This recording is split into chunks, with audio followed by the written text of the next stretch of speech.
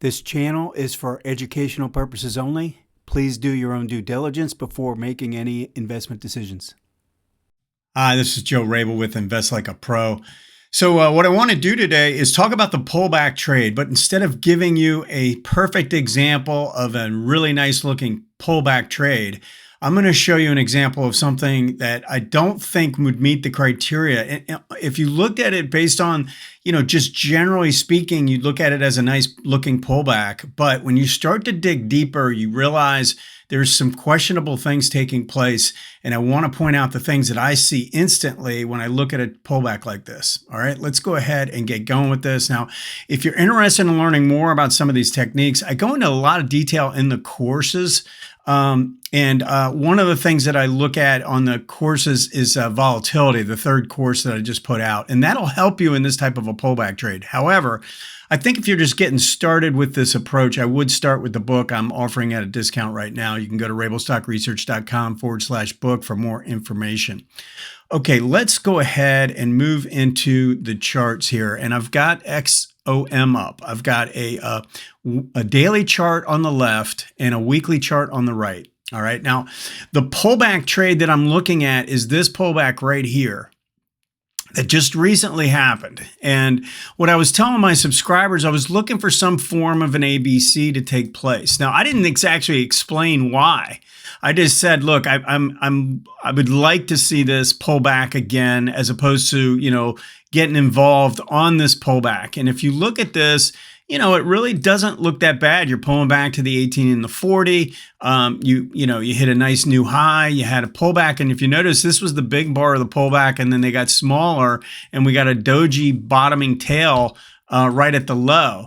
Now, I'm not saying that you couldn't have entered this off the hourly and maybe made some kind of a profit, or at least gotten out at a break even, but that's really not what I'm trying to do. If I'm getting involved in a pullback trade, I really want to see this go and at least test the high, the high close at the worst and potentially go to a higher high. That's typically what I'm looking for. Now, I might, if I'm swing trading, I might not get the whole move, right? Because I'm just trying to look for price expansion to the upside, and I exit when that happens on a swing trade.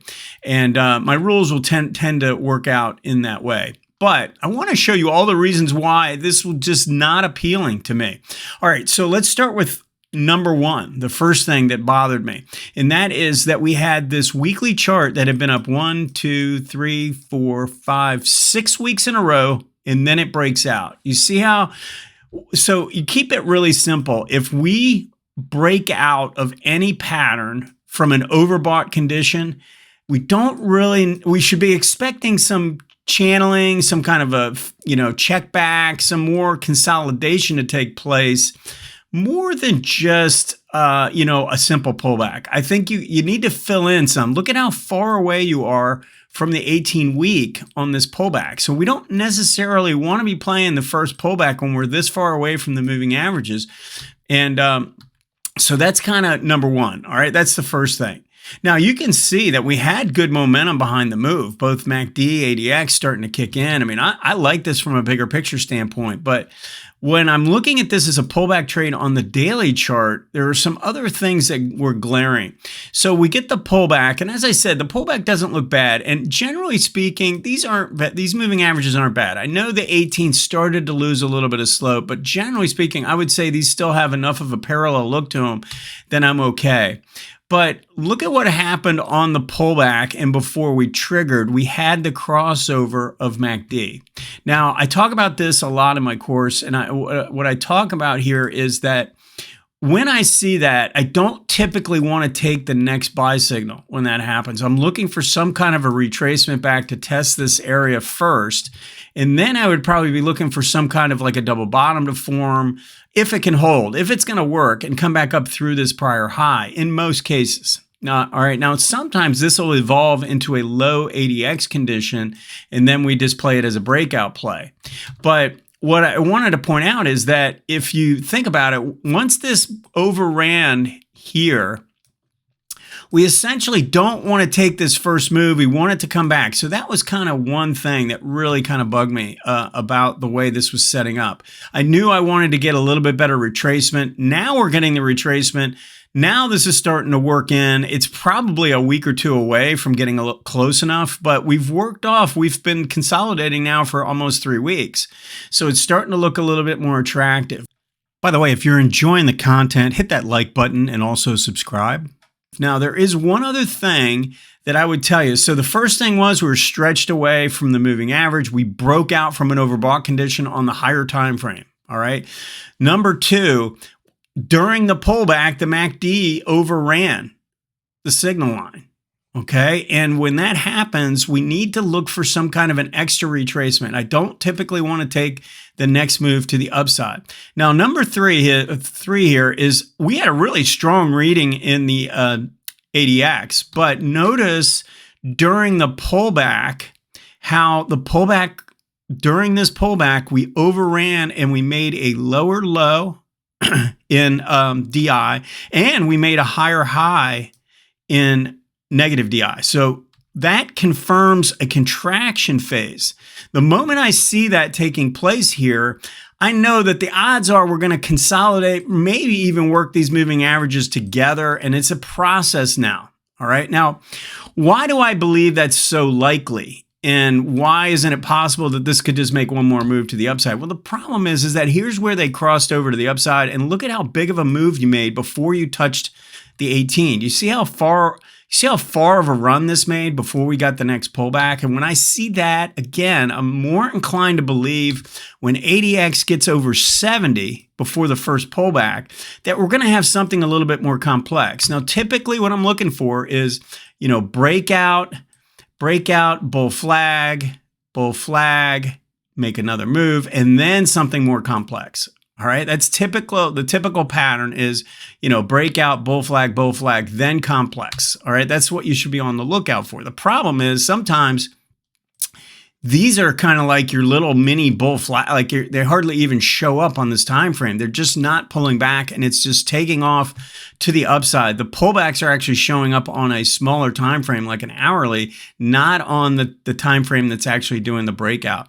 So this does kind of qualify as a pinch, even though it doesn't show up as a 2-bar pullback. But the point I'm trying to make here is that you have to sort of accept the fact that this sort of ran away to the upside, made an extended run, meaning you moved up from 105 up to 123, and that was what one. So if you think about it, so that was about a month and a half, call it 30 days, 25 to 30 days straight up. When we see that, we should be thinking more of a longer consolidation phase rather than the quick pullback and go again.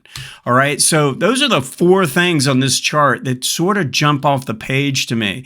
One is, and this was the most important for my subscribers. Most of my subscribers are looking to play the weekly and the daily. So it was sort of an easy decision. It wasn't really a good setup on the weekly, but I know there are guys that want to play these swing trading plays in strong trends on the weekly, right? We got good strength here. We've got good strength here.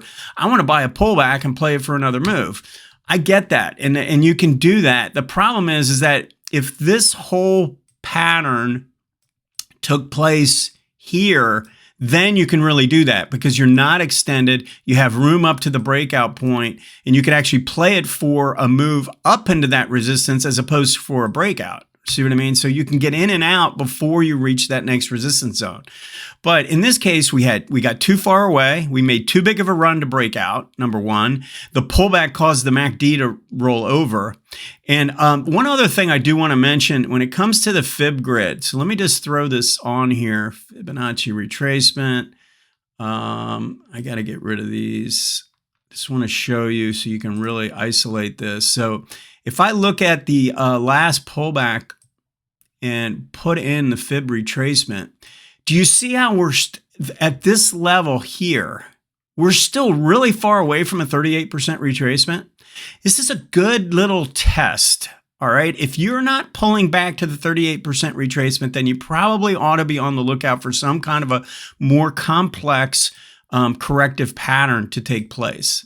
All right, that's something that you can add in there. So that's kind of like reason number 5. Now, I did not draw in a fib grid or anything. I did not do that. I could see that on the weekly, how it was just a straight up affair. I could see how this had rolled over and we hadn't had a retracement. I could see how the DI lines had come together and formed a contraction phase. And once you get more screen time, you're going to start to see these things instantly and you're going to realize, okay, move on to the next stock. Now, that doesn't mean I don't keep this on a watch list because of what's going on in energy. I mean, I'm looking to play pullbacks in energy. This could be a good play here sometime over the next few weeks, but it's just, we're trying to prevent these kind of losses. These are where you take a trade here, maybe you're in here and you end up getting in, and I don't know if you're in for the earnings or not, but you end up taking a loss here. And I think it's an avoidable loss. All right. It's like an unforced error in tennis or something like that, where, you're trying too hard. You just got to let the market come to you. Get a good setup that really meets all the criteria and not maybe, half of them. All right. I know it had a good move to the upside, but we got to determine what kind of a pullback we're going to get. So these are all key things to help you reduce the loss side of the equation. The more times you can eliminate a loss, the better your numbers are going to be. And I think it's one of the keys to being successful at trading is knowing when to avoid a trade that's marginal. All right. Let me know if you have any questions. See you next time.